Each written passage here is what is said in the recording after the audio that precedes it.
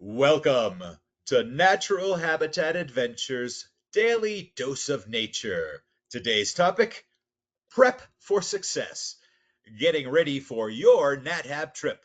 Presented by Nat Hab Expedition Leader Eleanor, Edye, and clinical exercise physiologist Edye-Mazowita.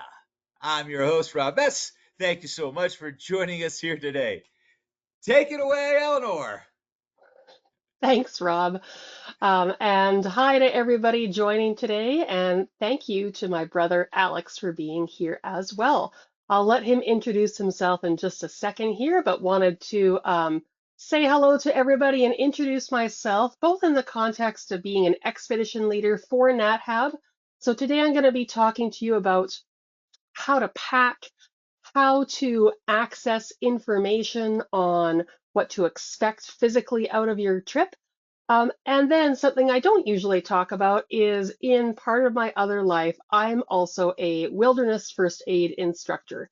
So I'm also going to be talking about one of the most common things that we get questions about on trip and that impacts people's trip, which is how to deal with blisters and other like minor medical conditions on trip and what to have in your first aid kit. So that's what I'm going to be doing today. Alex, would you like to introduce yourself? Sure. So, as she said, I'm her brother, Alex, and my background is as a CSEP clinical exercise physiologist. I've worked with different populations from cardiac rehabilitation all the way to nationally competitive athletes.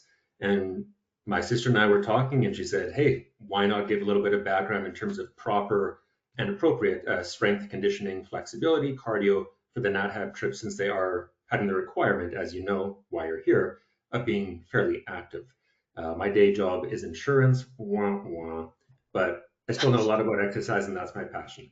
I love the trips myself. I'll be going on the Lagovegir Trail in Iceland in just over a week, and love what Nat Hab does. Right. Thanks, Alex. So, yeah, we're both pretty excited to be here with you today, and it's always lovely to have things that overlap with your family members. So before we get right into kind of part of my section here, which is how to find more information on uh, what we put forward as physical requirements for trips, I also wanted to set you up with some resources for who to ask if you have questions that haven't been answered at the end of this webinar. So while I'm going to be talking about some of the more like logistical side of prepping, and Alex is going to talk about the physical side of prepping, if you have questions that are specific to you and your physicality, your physical health, certainly like consider booking an appointment with your medical professional for those specific questions.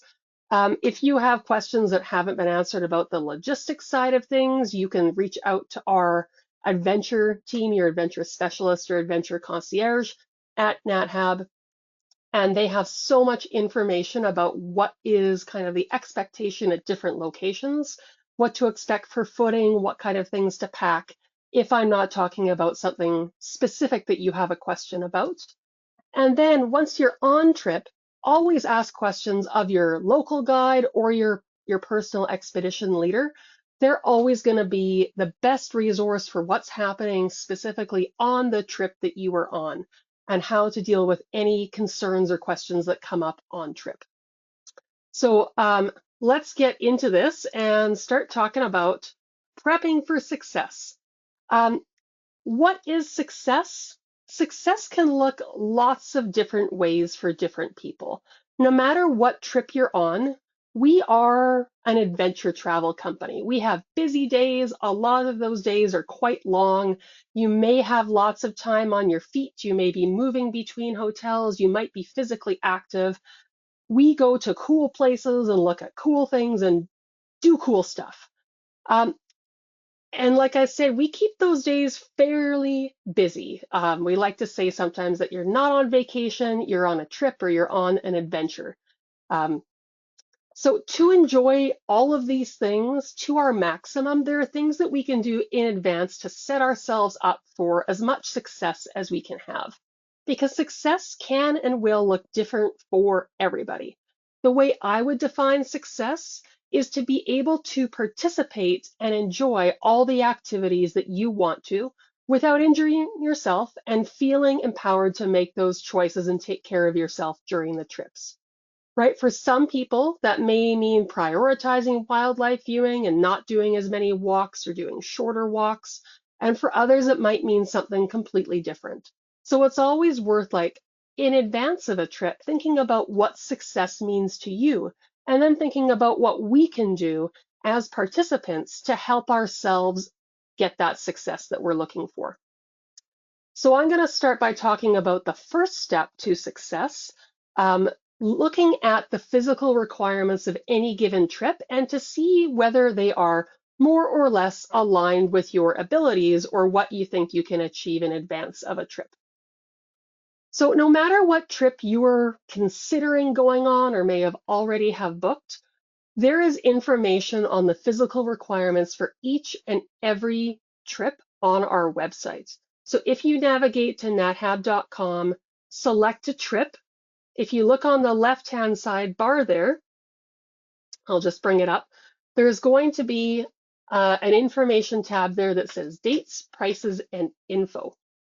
And if you click on that and scroll down, it's going to give you information on the physical requirements of that specific trip. All of our trips have an overarching statement, right? We rate them as easy, moderate, or difficult.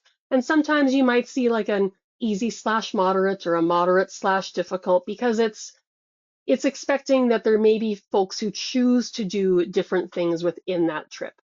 Now, of course, those statements, easy, moderate, and difficult, those are very broad statements.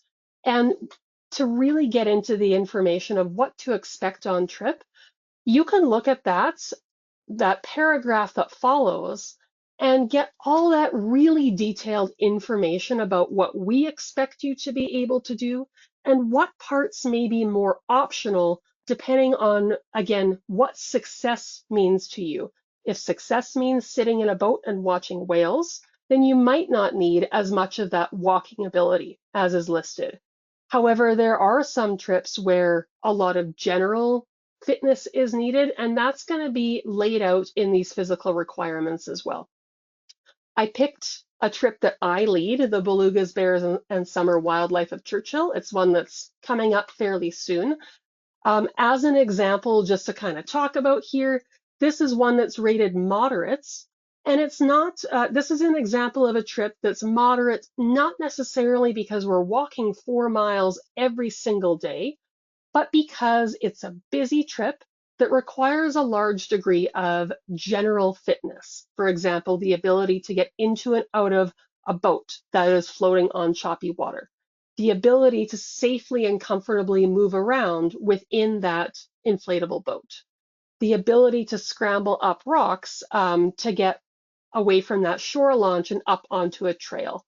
So not necessarily just walking on a flat trail is something that we're talking about. We try to give you as much information as possible about footing, about whether there's elevation, about how many times per day you can expect to go on a walk and how long those walks might be. And we also give information of what might your day look like if you're choosing not to do these things.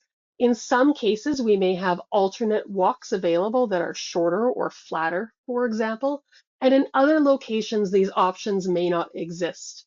So again, the vast majority of this information is laid out on this page, and it's really, really helpful when you're thinking about, whether it's increasing your strength or increasing your mobility, to look at what we're telling you that you should be, able to expect on this trip. And then you can think about what Alex is going to talk about, like physically, how to get yourself feeling good about those physical requirements. So I'm going to hand things over to Alex now to talk about those physical requirements and meeting those goals. All right. Thank you for the intro once again. So, despite the multitude of arrows you're going to see on my slides, we do want to keep things quite simple. We don't want to overcomplicate, and you do not need a personal trainer or expensive equipment, accessories. Although the personal trainer may help depending on your motivation or pre-existing health conditions. That is a consideration. Also, beware of apps or people trying to sell you programs that disregard what you actually need for this trip. You are training for a Nat Hab trip. You're not training to be an athlete or some other unrelated goal.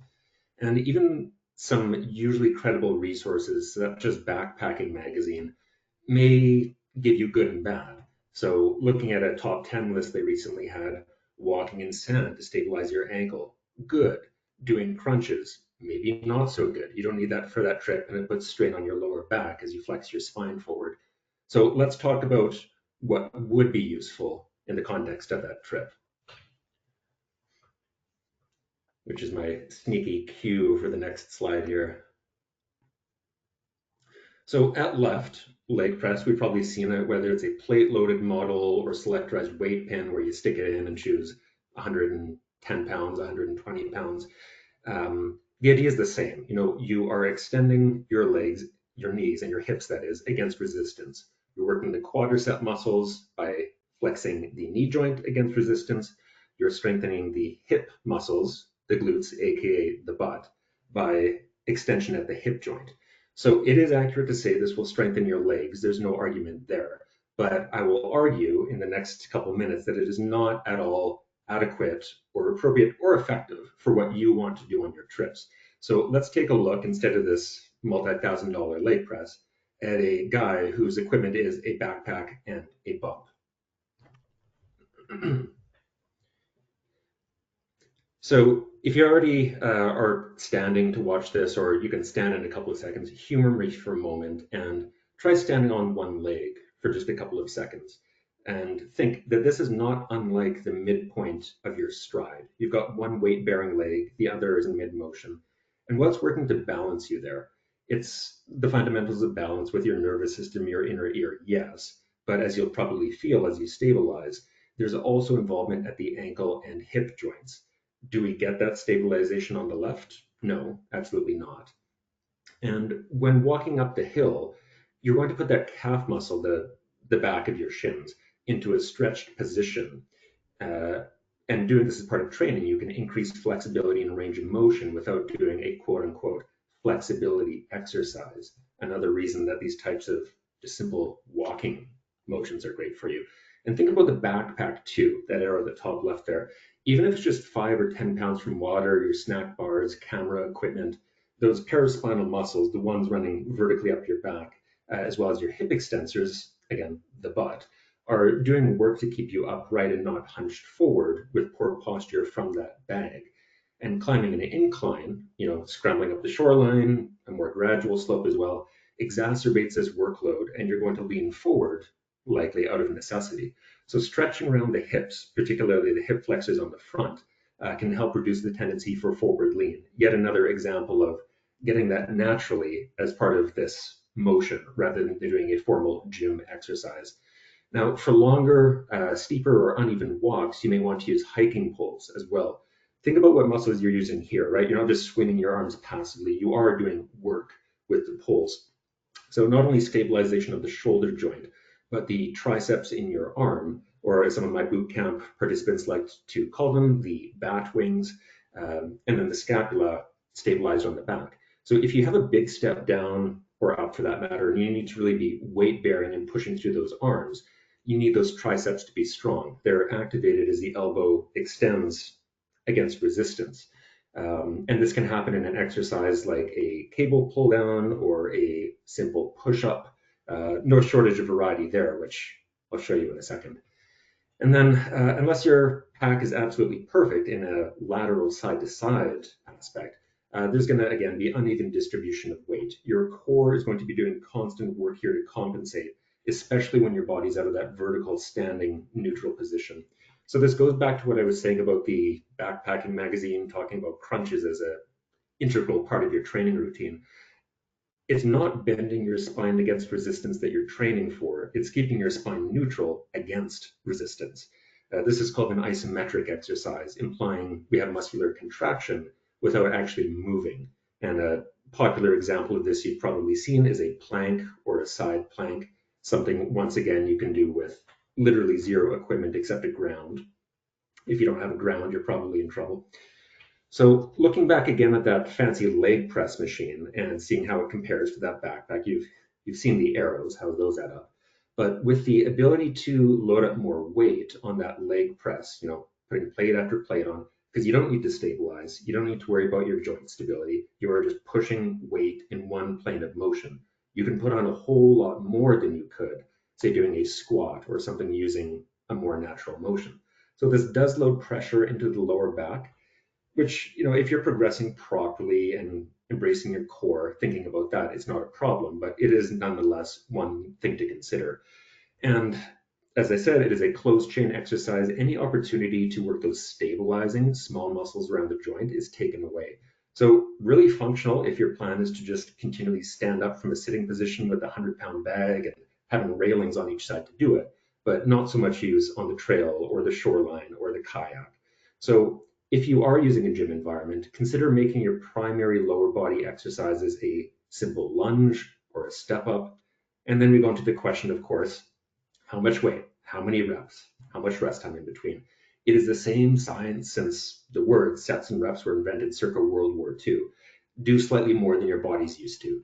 If you can do 12 reps with body weight, a little bit back on the slide, if you can do 12 reps with body weight, try holding a dumbbell. If you can do that many with a dumbbell, try making a higher step, a more explosive motion, etc., adding in some other external variables to make that more challenging and more functional to your trip. So if someone tells you that you need to do exactly X number of reps for exactly X number of sets, just walk away. You do not need anything that specific. So let's proceed then to that next slide, the fancy graph you caught a glimpse of. So can you walk 5 miles a few days in a row? For most of us, I'm guessing on here, the answer is probably yes, but at what cost? Is your body adapted to the point where you can do this without plantar fasciitis or tiring your legs to the point you're making yourself susceptible to tearing a ligament in your knee? These adaptations take time, hence the title. You can't just cram the night before and tough your way through it, because even if you have that pain tolerance, that fatigue and discomfort tolerance, your joints aren't going to like it and you can get hurt. So following an individual session of exercise, which is the red arrow here, you actually are going to leave it more weak and fatigued if you've done everything properly. Think about after you've done strength training, it's a shaky walk up those stairs. It's tough to push open that door. If we're speaking about a cardio exercise routine, you're short of breath and you're just wanting to maybe sit down for a little bit. You need to give your body that stimulus so that it has a recovery phase and goes into super compensation. Now, in the case of strength training, you may have damaged muscle fibers, which is actually a good thing. That gives your body the stimulus to grow stronger than before. But again, generally speaking, we're trying to push our body beyond our usual stimulus and go into that state of supercompensation, which is where we strike as the iron is hot. Because as you'll see, after supercompensation, you're back down to baseline. Now, this is a little bit different if we're talking about strength training or cardio or flexibility. Going back to baseline and completely negating what you just did is a long time. We're not saying that if you don't go to the gym every 2 days, you're losing your progress, but it is a bit of an individual feeling out process, as well as the type of exercise you're doing to figure out where exactly is the peak of that super compensatory phase, because that's when you ideally want to have your next workout. And the x-axis, or the left to right here, of time is quite different for the type of physical activity you're doing. Strength training, you don't need a break of more than 2 days maximum. And even that is only if you're working the same muscle group again.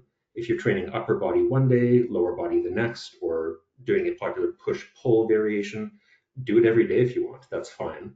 Not that you need to. But on the subject of strength training, two important things to remember. Delayed onset muscle soreness, just in layman's terms, soreness, is very common, and there's no getting away from it when you start this. Or even if you're experienced and you exceed your norm, there will be soreness to the touch, or when you activate that muscle. Say you did your shoulders at the gym and you're lifting your arm the next day to wave at someone, maybe you can't even get your arm up. Doesn't mean you're injured. It's totally fine, and it's to be expected, and it will get less and less bothersome with every workout you have. There's also some anxiety there if we're talking about upper body routines. pain in the chest, of course, our thoughts go to, am I having a heart attack? Just test that out a little bit. Is it superficial or deep? Is it sore to the touch? Is it sore upon movement of the shoulder joint? Or is it just giving you grief at rest? Those sorts of questions can help you maybe bring your anxiety down a little bit and continue on. And second point, what's really motivating here, you are going to see a huge amount of strength training gains as you start a routine. Because what's happening to make you stronger is not actually tearing of muscle fibers and regrowing bigger. You're not turning into Schwarzenegger overnight. It's actually a process called neural recruitment, where your body is actually learning to more effectively use what you already have. And you can see this, probably the best example is core exercises. As you go into a V-sit or try to do a plank, and everything at once seems to be contracting and firing, and your body is spasming all over. That's your nervous system trying to figure out what muscles need to be contracted and held for the maintenance of this movement. So getting great progress at the start for the neural recruitment, which happens over about 4 weeks, and don't worry about the soreness. Now, speaking in cardio terms for this graph, and cardiovascular exercise is anything that raises and keeps your heart rate up for more than a few minutes at a time. Walking, swimming, hiking, biking, any of that stuff. It is more individual, but unless you're going all out with repeated sprints, the recovery time needed is negligible. The bigger concern is what's happening with your connective tissue and joints. So this is something you need to pay attention to. Pay attention to those classic signs of discomfort, swelling, inflammation, persistent soreness that lasts more than a day or two. And in time, just like strength training, you'll learn to differentiate between those harmful, painful sensations and just the inherent soreness that comes with pushing your body outside a little bit. Very briefly here, because I know I talk a lot, one of the questions inevitably will be, well, how do I get the most cardio the fastest? What the clinical studies say, high intensity interval training. Now, it's not for everyone because you do need some adaptations. You do need a bit of a lead in before you're sprinting for 15 seconds at your maximum intensity and taking a 15-second recovery before doing it another 20 times. On paper, that is the most effective way to do it. That's what some studies, even with seniors, even with heart attack victims, have shown from the Scandinavian countries. But weigh it out. Do you really want to be sprinting for 15 seconds all out and paying that much attention to your workout? Or can you get a little bit less benefit just by going out and walking? I'd suggest the latter would be most suitable for your cases here. Next slide.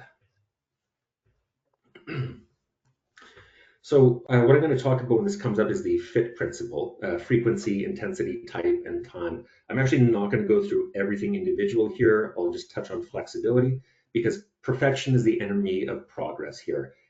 You don't need to get the perfect routine. You just need to start doing something. It's not the be-all if your routine has you walking 5.6 miles instead of 5.3. Really, at the end of the day, who cares? Listen to the sign that your body's giving you. But in terms of flexibility can make your walking and hiking and paddling as well, biomechanics, less efficient and increased risk of injury. Say, for example, that you can't maintain a neutral spine, a relatively straight spine with that curve in the lower back as you're picking up an item from the ground, whether that's a dog or your backpack or whatever, because the tightness of your hamstrings, the back of your thighs, doesn't allow that motion to come from the hips, and you're forced to curve your back. So those hamstrings, which cross both the hip and the knee joints, can pose a problem for a comfortable 90-degree sitting, such as in a boat. And just like strength training, you can get more bang for your buck by targeting multiple muscles at the same time. In fact, sometimes you need to. So the range of motion for a given joint is restricted not only by the muscle and tendon itself, but by fascia or fascial tissue. It's a casing of connective tissue that covers multiple muscles and organs at once. And if you seem to be flexible in an individual joint, but not with functional movement, say that you can raise your arm up overhead, but you have difficulty doing the same thing if you're in a lunging or a sitting position, skip the single joint stretching because what you need is multi-joint, more complex fascial stretching. And the name might ring a bell because of plantar fasciitis. A lot of us know and love it, myself included. A common problem for walkers. It's a band of purely connective tissue, not a muscle that supports the foot. So those multi-joint prolonged stretches can help us target areas such as that. Otherwise, for the rest of the table, I would just suggest screenshotting it, maybe coming back later because I won't go through everything, but it's pretty straightforward. Key motions. The other question that you will all inevitably ask, well, we know that something is better than nothing. We just want to start. Can you give us some direction? If it was up to me, I'd say let's take 6 core exercises here. You can see on the screen, and in the subtext below says an example of what they could be good for on your trip. And to or to give an example of why I'm not going to go over everything in great detail here, um, your body doesn't care how you accomplish a certain motion.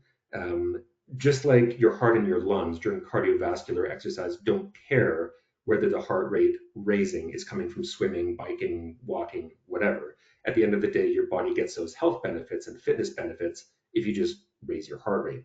It's the same thing with muscle. You are simply contracting a joint against resistance. So if you look at the triceps, for an example, yeah, you can do a push-up, that works the triceps as well as the chest, but it is also equally correct to say some of these other ones here. You can do a full push-up. You could do a cable pull down, isolation exercise for the triceps. You need equipment for it. You could do a laying skull crusher. You need dumbbells for it. You could also do, what do we got on the agenda here? Let's see what next, infinite tricep exercises. You could do TRX suspension training. Notice what's happening at the elbow. Exact same thing, extending against resistance. You could do a machine variation, sitting.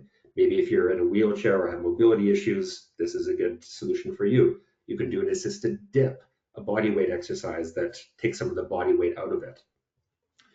How many more of these do I have? I guess that illustrates the point, right? A bench dip.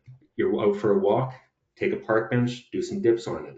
You're at the gym again. After the day at the park, you're doing an overhead triceps extension. I sincerely hope that's all the examples I gave. Oh, you could do resistance tubing at home. You can pack it in your suitcase. That's another great option for you, especially if you're traveling. Oh, right.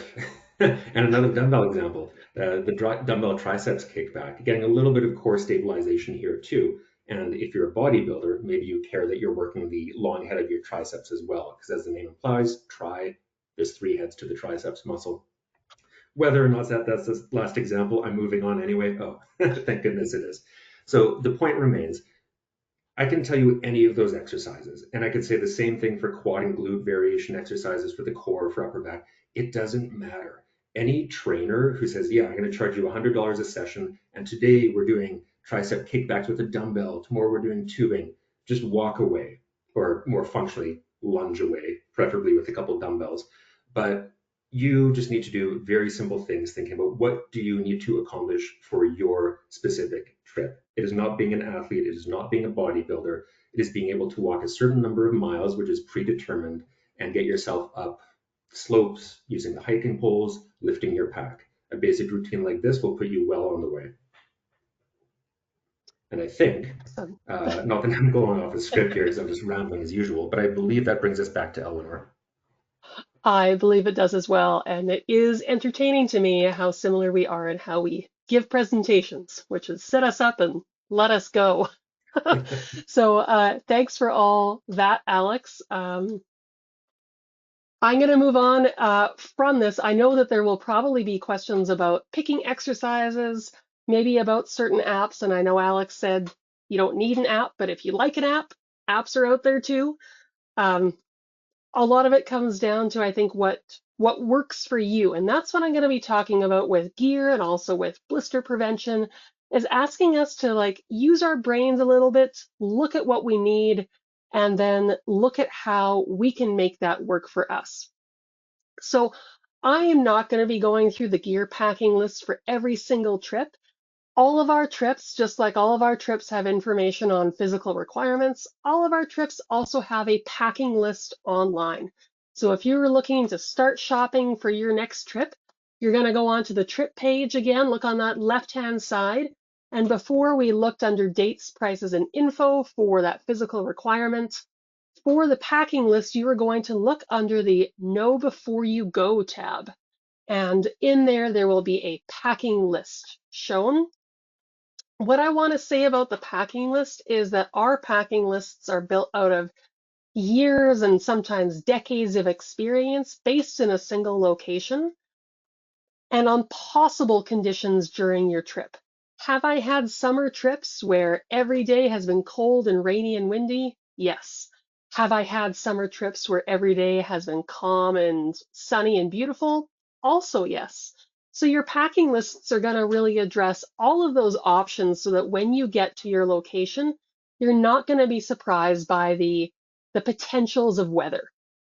So you might not need that extra jacket, but if you do, you're going to be so glad that you brought it along with you. So instead of going through like a whole packing list, what I want us to do is again, like use our brains and our thoughts here about how we are going to pack and which pieces are going to work really well together. Regardless of whether we're talking summer, winter, hot, or cold trip, the job of your clothes is to keep you comfortable, right? Human bodies don't like being cold, they don't like being hot, they don't like being wet, and we get uncomfortable really quickly outside our baseline norms. And if you're uncomfortable because you're cold and wet, you're probably not really enjoying looking at that whale or that polar bear. So choosing our layers and then moving those layers around throughout the day is going to be really critical for your comfort and enjoyment on trip. So different layers will be appropriate for different trips. Again, there's lots of information on that packing list. In general, when we're thinking about layers, there's 3 sets of layers that you want to think about. And again, some locations you won't need all 3, but your first layer is your base layer. No matter where you are in the world, you have to wear something on your body. And the job of the base layer, regardless of where you are, is to keep your body dry, to wick sweat away from your body and to avoid you from feeling cold and clammy. So we always recommend that your base layer be something wicking, so a synthetic material or wool or silk. Layers like cotton are ultimately just not going to be very comfortable for you in most situations. If you're in a hot environment, your dressing job for the day may stop at your base layer.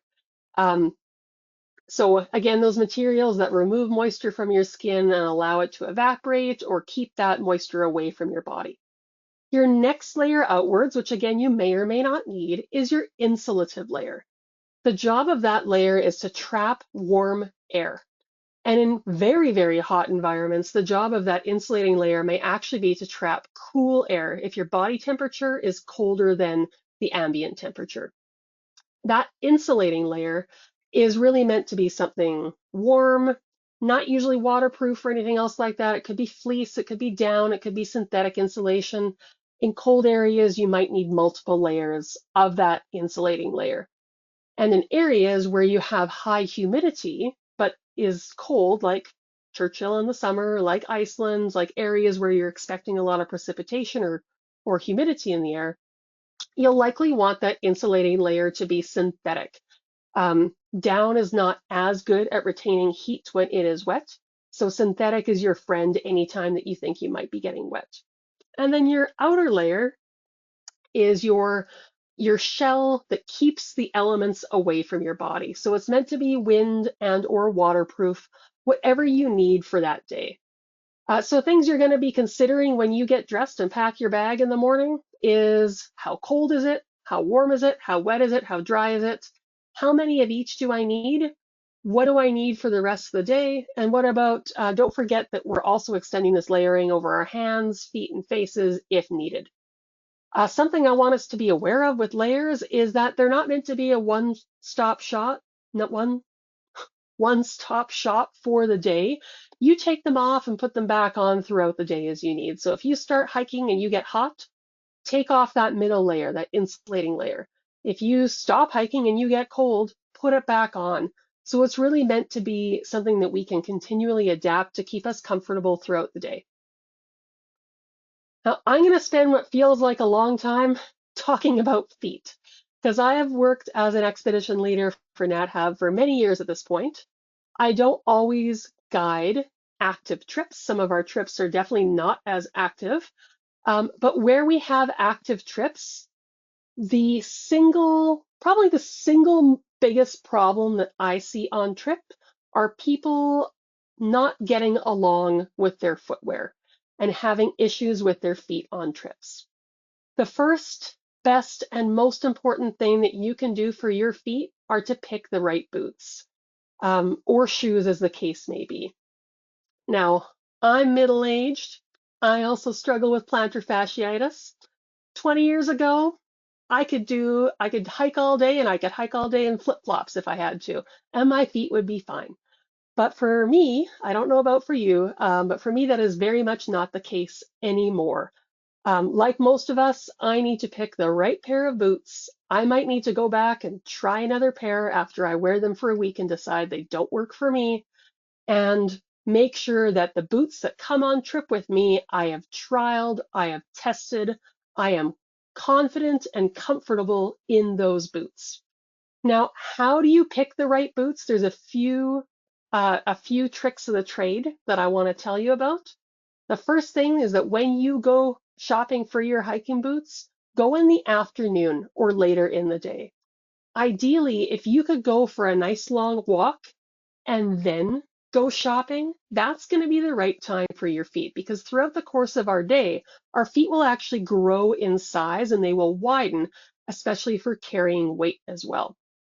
If your trip plans involve carrying a heavy weighted bag, maybe you're traveling with 16 different lenses and you want to carry them all with you, bring that equivalent weight of a backpack with you while you're shopping so you can feel how those shoes feel on your feet while you were carrying a weight. If you wear orthotics in your footwear, and you'll probably know this already, bring them with you so you can try them on with those boots. In most urban centers, if you ask around to people who do hiking or who are physically active, they'll be able to tell you about the store. Most places have the store, and the store is really, once you start asking people, the only place you should probably go shopping locally for boots. And if you haven't tried on boots for a while, or if you're thinking about changing brands especially, it's really, really worth going in and trying them on in person as opposed to trying to purchase online.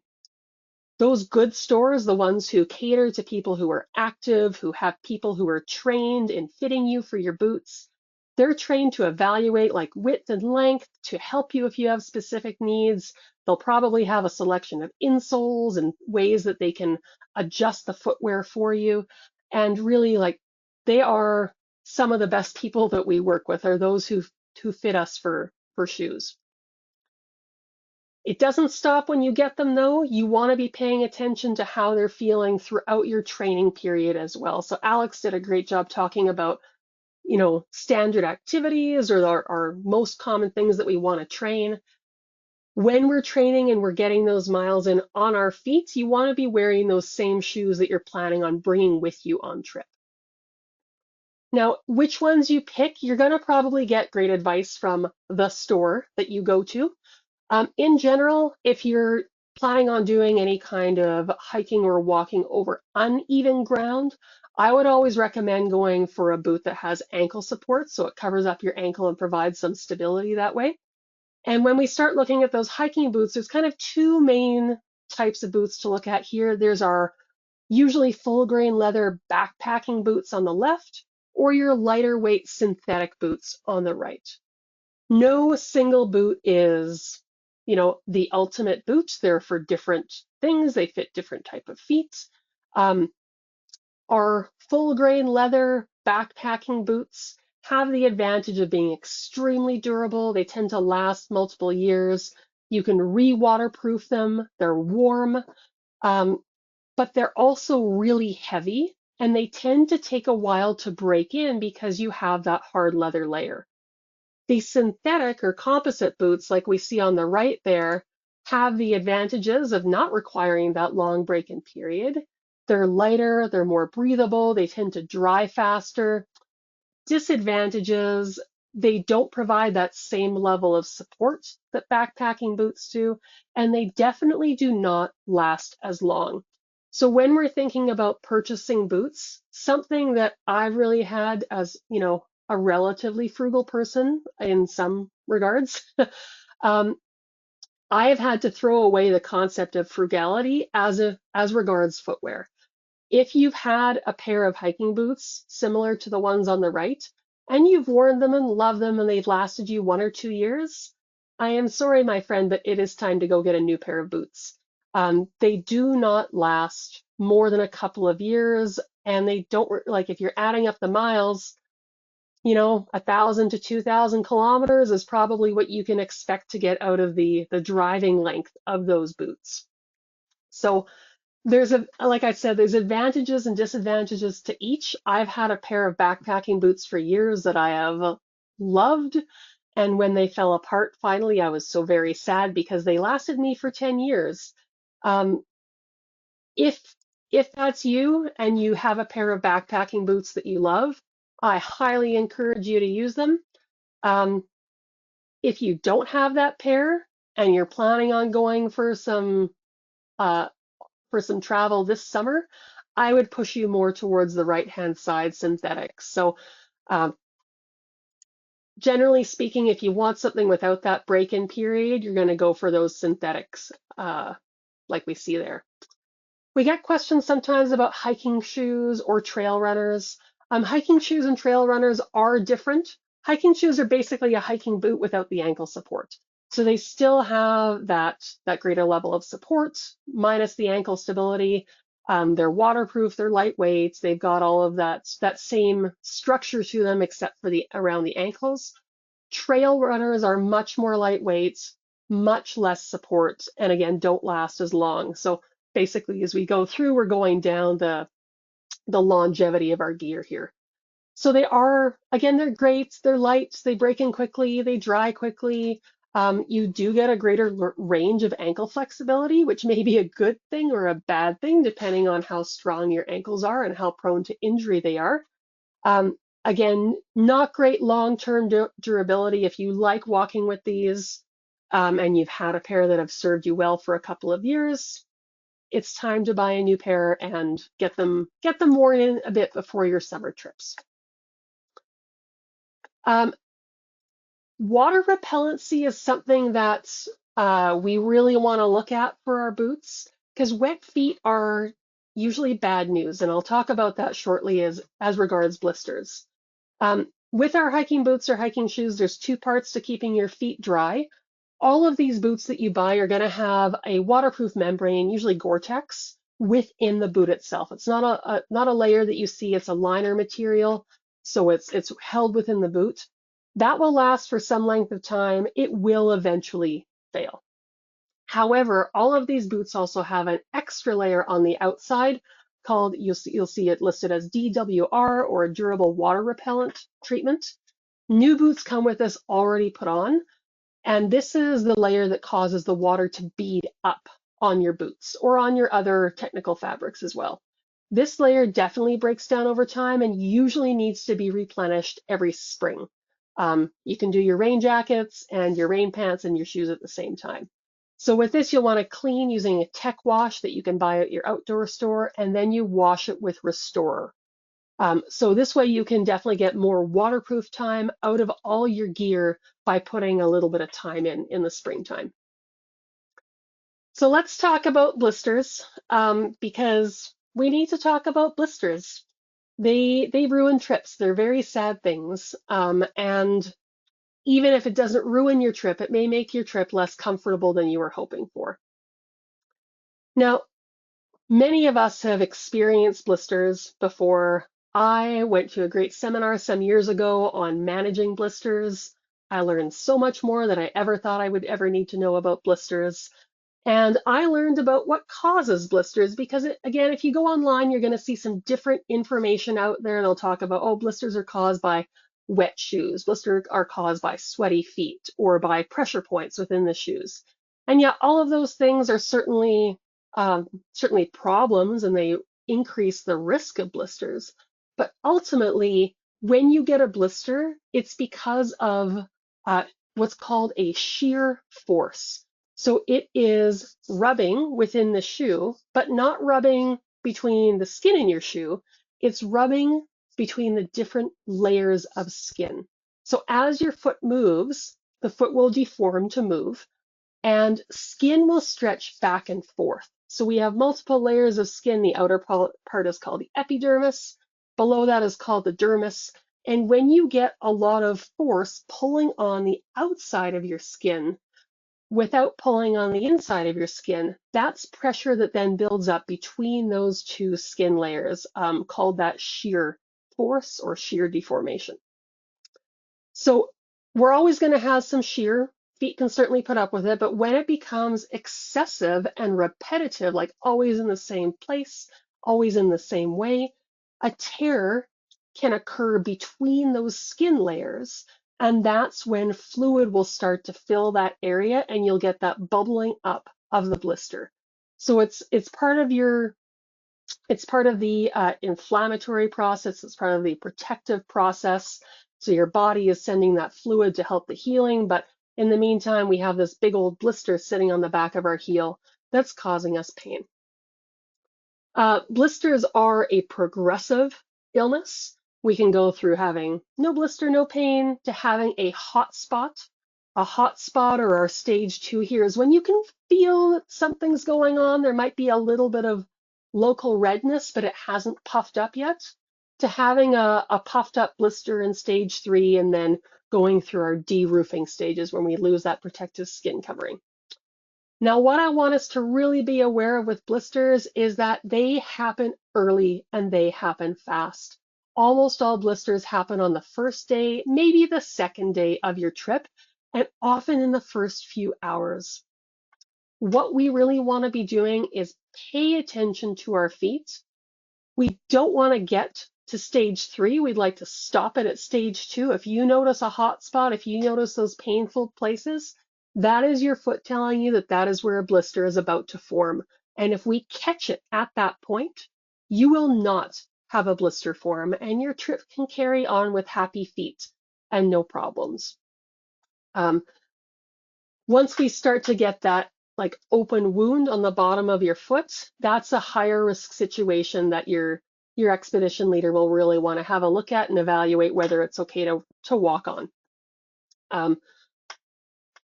Basic ways we can prevent these, we can do things like making sure our boots fit, which we've already done by picking the right boots, by making sure that we're lacing up firmly, by wearing the thickest socks that we have room for within our boots. So don't pack your foot in there like a little sausage, make sure it's got some room.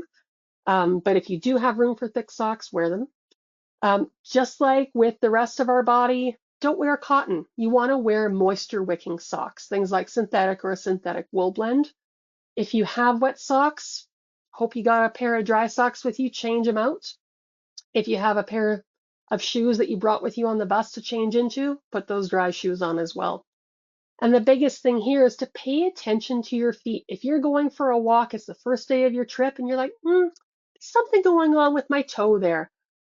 We would always rather that you stop and that we check and treat as needed to prevent you getting that blister, rather than powering through, getting to lunch or getting to the end of the day and then going, ooh,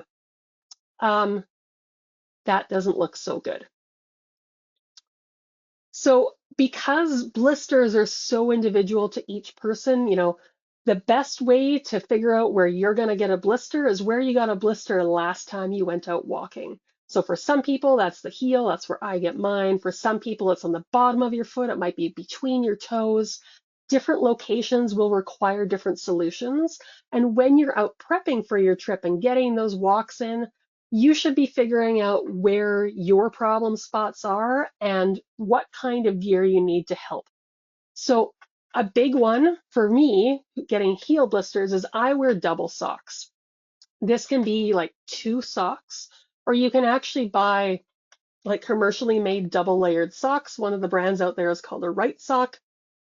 Those have 2 layers, so instead of that shear force happening between your skin layers, the shear force gets transferred to your sock layers, and all the slipping happens within the socks instead of within your body.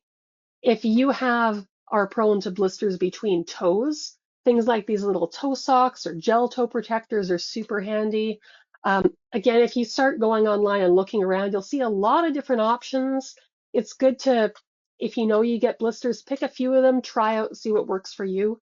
Hiking wool is another way of basically almost adding a layer. So you're adding tufts of wool around your problem areas, and that way slipping can happen at the place where you've added that wool. Different brand names you might see. Moleskin is a way of adding a layer to your foot. So again, we're transferring that shear force somewhere else, like outside our body, and now to these other products that we have. Another brand name you'll see is Endo. You can buy those right off Amazon. They're actually patches that you put inside your shoes so that it reduces friction. You'll still have slipping, but because now you're slipping between your sock and the shoe instead of, again, getting that slipping between your skin layers. We can do things like adding powders. We can add lubricants like Vaseline, insoles, orthotics if you need them. Again, a lot of this may be trial and error and figuring out what works for your body and your setup with your gear. And I can't stress this enough. If you feel that hot spot, if it's progressed to a blister, the best time to treat it is before you started walking. The next best time is right now. Don't wait at all. Your ELs will be able to help you in the field with some lacing techniques. These images are from the REI website on lacing. So again, the place where you're buying your shoes is a great place to ask about lacing techniques too. But me, as somebody prone to heel slip, I will always put in these extra knots. So it reduces the risk of heel slipping, for example, if you've got a higher arch or just like a very wide foot, you may want to change your lacing to allow less pressure on the top of your foot like this too. So really handy little tips and tricks you can try. And then if you're out walking and at the end of the day you come back and you have soaking wet boots, dry those boots out overnight. So what you want to do is pull those insoles out. And we're going to do this even if you haven't stepped in a mountain stream that day, because your feet will have been sweating. So pull those insoles out, open up your boot as much as you can, and put it in a warm, dry area with good airflow to help them dry out as quickly as possible. Using things like wadded up newspapers can be helpful as well inside your boot, but sadly, most places don't give you a newspaper anymore to help you dry your boots. So we have to go to other things here. Now, the last thing I want to talk about before we make some time for questions is just what to pack in your first aid kit. And this would be a great thing to like pull out your phone and take a screenshot or take a picture of this if you like, again, knowing that this video is going to be recorded and uploaded. This is a list of what I would always make sure to bring with me on trip. And on the next slide, it's going to be over-the-counter medications I would bring. Now, your expedition leader on a trip will carry a kit. However, due to local regulations, in a lot of places, we're not actually allowed to dispense even over-the-counter medications. And as we know, with blisters, for example, so much is specific to your feet. You want to make sure you've got stuff that works for you. So we will always, as expedition leaders, carry things like general wound care, some general adhesive bandages, things like hand sanitizer. But I would like us all to kind of think about always making sure that we've got what we need on trip so that we're able to take care of our needs. So I would always make sure to bring wound care things, a variety of adhesive bandages of different sizes, some kind of ointment that will cover up an area like Vaseline and provide a barrier. Hand sanitizer or cleansing wipes are super helpful.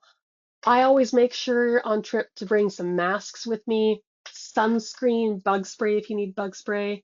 I've got dental wax on the list here. This is probably my paranoia talking, but if you've ever been in the middle of nowhere with a filling that's just come out, dental wax will save your day. So you can get that right at the pharmacy. Tweezers are really helpful to have as well. And those are something nice to have just for yourself so that they're only being used on you. And some kind of wrap or tape, just really of any kind, can be really helpful to have on trip. Now, this list is the list of non-prescription medications that I would always travel with. Again, in a lot of places, we're not allowed to dispense over-the-counter medications as expedition leaders. You probably know that we go into some really remote areas where pharmacies may not be available, or in different countries, different medications will also be not over the counter. For example, I've had some guests come up to Canada looking for some specific kinds of like antacid tablets, for example, that we have as prescription tablets in Canada. So make sure that you're bringing with you anything that you think you might need. And for me, I would include like cold and flu medication. I would include um, the kind of painkillers that I like. So I've got allergies, so I only bring what works for me, for example. You bring what works for you. Antihistamines, antidiarrheals, stomach remedies like Tums or Pepto-Bismol. Anti-nauseants are always really helpful. Decongestants can help you feel so much better. If you're feeling a little bit ill and stuffy and you've got to get on a plane, a decongestant is going to make you feel so much happier. Cough drops or cough suppressants can really help you sleep better at nights. Can help your roommate sleep better at night too. And if you're prone to fungal infections or if you're traveling somewhere that's really hot, antifungal cream is really helpful as well. I'm just going to add to this. If you travel with prescription medication, bring some extra with you just in case, because you never know when your plane's going to get redirected. And always make sure that your prescription medication is carried on you, not in your checked luggage. So with that, we hope that we've helped set you up for success on your next trip, remembering that success doesn't necessarily mean that you have to climb a mountain. Success can also mean reading a book and eating ice cream in the parking lot while somebody else climbs a mountain. But either way, we want you to be able to do all the things that you want to do on trip. So we're hoping that this gives you some more tools to plan for your upcoming adventures. So now we'll hand things over to Rod for questions. All right, thank you both so much. Now, before we start in with the question and answer session, I would like to remind everyone that if you do have questions, that you can submit them via the question field in your control panel. So tell me, how does Nat Hab handle the issue that if there's an older customer, say, and they might need some extra help getting into or out of vehicles, uh, are there going to be maybe some stairs, or are we going to have to worry about that? Yeah, good question. And for this, Alex, I'll assume that you can take any questions specifically about exercise, and I'll take the other ones here. In regards to folks who might need like an extra hand on the stairs, I'm going to be honest with regard to vehicles. Whenever we do, accident audits throughout the company, getting into and out of vehicles is always number one on our list of places where people fall or trip. So really, we are there. We're always at the door to a vehicle to give a hand, no matter what age or physical ability you are. It is so easy to get your feet tangled up or like trip over something and just come flying out the door. So we are always there to give that extra set of hands at the door to make sure that you're safe getting in and out. With regards to like needing an extra hand, um, I would say that that's something that we're really good at Nat Hab is making sure that we are there to assist those who need that little bit of assistance. Like if you can't jump into the Zodiac to go whale watching and dance a jig on the bulkhead, that's okay. We're going to help you in. There's just when we look at those physical requirements, on those web pages, it's going to give you some really good ideas for what you do need to be able to do. So for example, some trips might need you to be able to go up a full flight of stairs. That's the kind of stuff that we can't backpack you up a flight of stairs, so you need to be able to get up those stairs, but we're happy to give you a hand or be an extra arm in that kind of situation. So I hope that answers the question, and if it doesn't, the adventure specialists can certainly answer for every specific trip. Great, thank you, Eleanor. So when I'm going on a trip, do you recommend perhaps maybe that we use prescription bottles and non-prescription medicine in their own marked containers, or can we just use a basic pill box? Yeah, that's always an interesting thing, and it's gonna vary depending on which country you go into and where you're traveling, kind of how lax they are at the border. If you've ever traveled internationally, which probably many of us have, you know that a lot of the time you get to customs and immigration, you get your 5 questions and you're on your way. But should they choose to go through your bag, you do want those medications to be in their original labeled containers.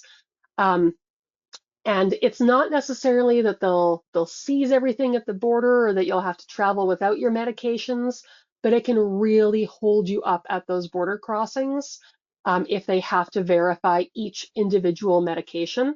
I've definitely seen people show up in Canada with a giant baggie full of all their pills and they got across the border, but it wouldn't be how I'd recommend traveling.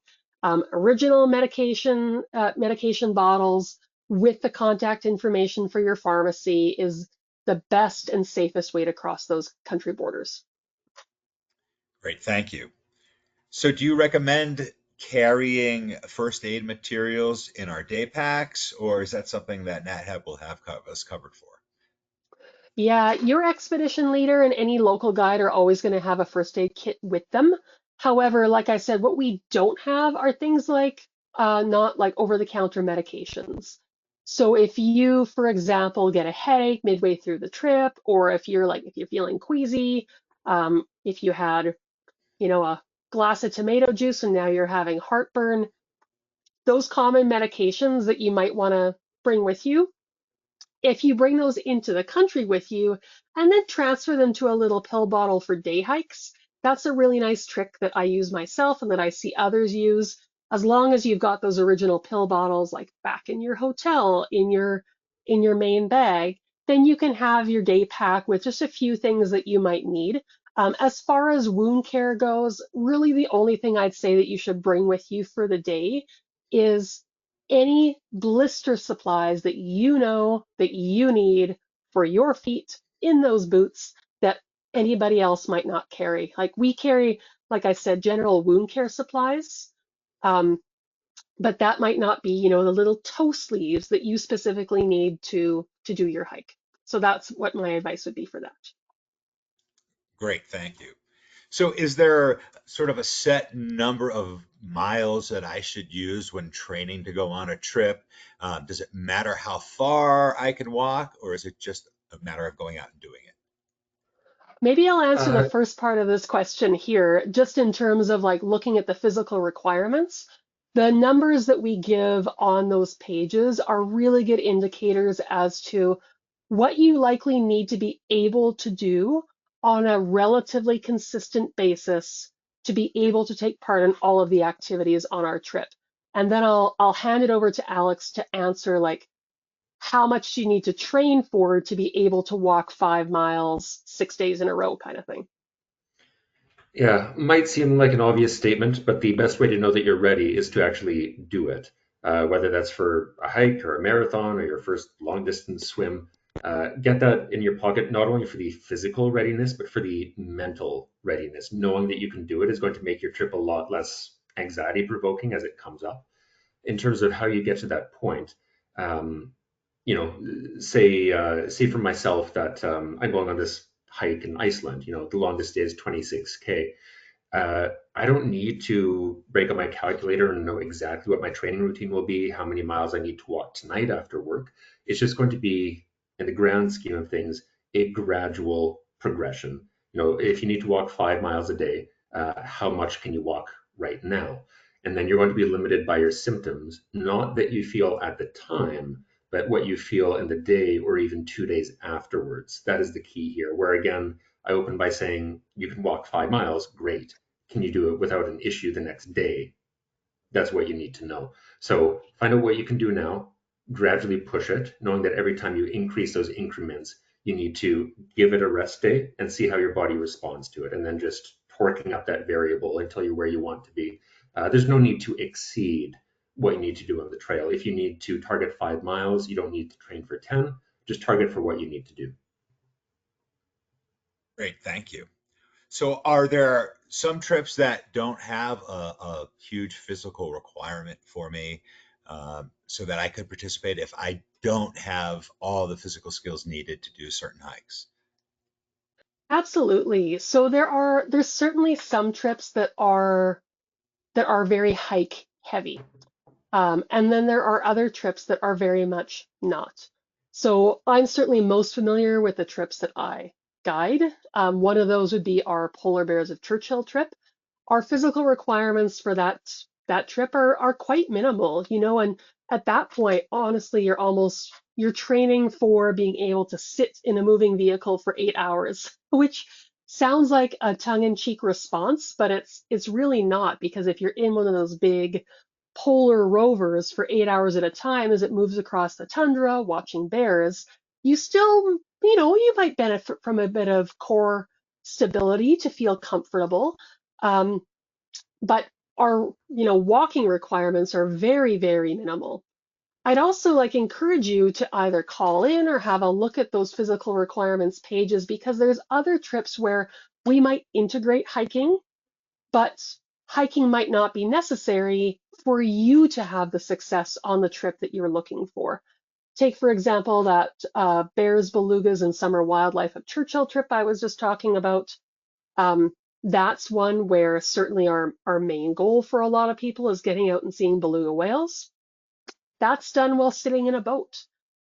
We do active walks, we do explorations of the area. But if your goal is to see beluga whales, I'd encourage you to call in and speak to one of our specialists, and just be honest and say hey, I feel really comfortable walking half a mile. I'm able to get up and down a flight of stairs. I think I'm going to be fine in a boat. But I can't do these bigger walks. What is that trip going to look like for me? And they're going to be really happy to give you an answer about what you could expect off a trip when you might be choosing to miss out on some of those more active moments. Great, thank you. Can you give us some advice on how to deal with altitude, especially for those of us who live at sea level? Oh, I hear that. Um, Maybe I'll take this one, but feel free to chime in, Alex, if you've got any ideas here.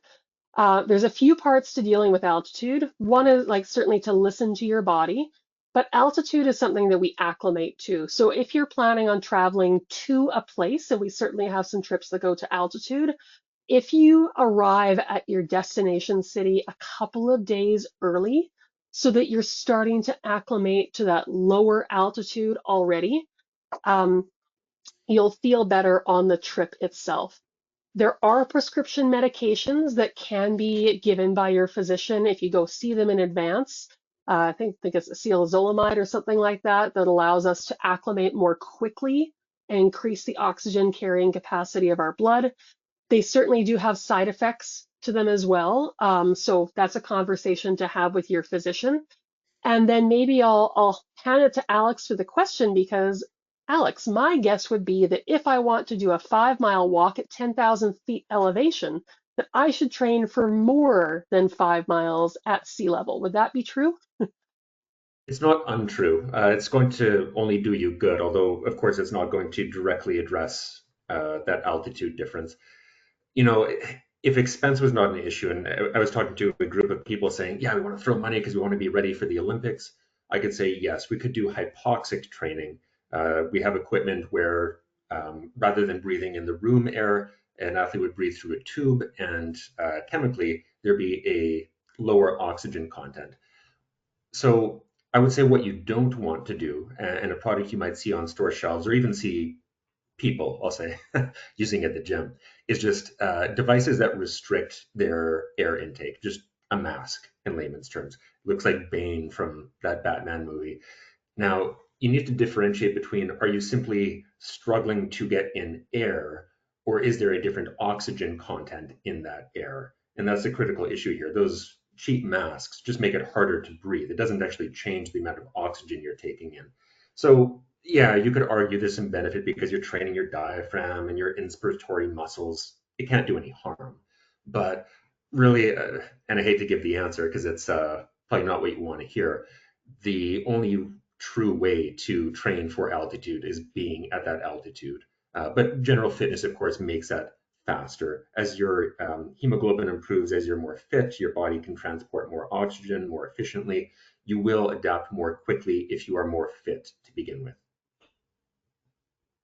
Great, thank No. you both for addressing that. Unfortunately, that is going to be the last question that we do have time for today.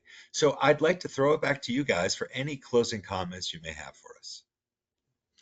Sure, I can go first on that. I think it's valuable. I endorse those double layer socks as well. They are right, spelled with a W, not an R, in case you're Amazoning it.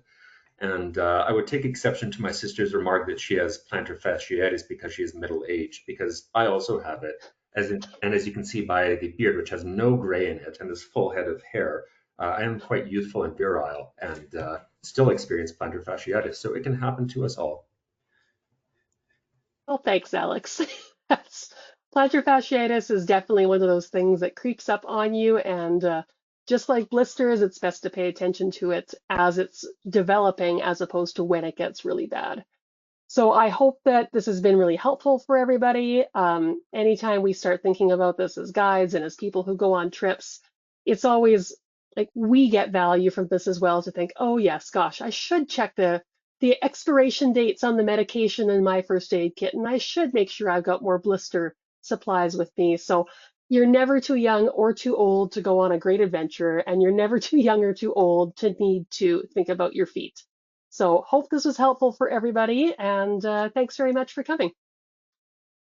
Eleanor, Alex, thank you both so much for taking the time to present for us today. And I'd also like to thank everyone who tuned in today. If you are interested in information on how you can travel with Nat Hab, please give us a call at the number on your screen, or you can send us an email at info@nathab.com. Our adventure specialists are happy to help you out. Join us Monday for our next daily dose of nature. You can check out next week's lineup, including registration links, on our website at nathab.com/webinars. We did record today's presentation, and we will have the replay available on our website soon. With that, I will conclude today's webinar. Goodbye, everybody. We'll see you next time.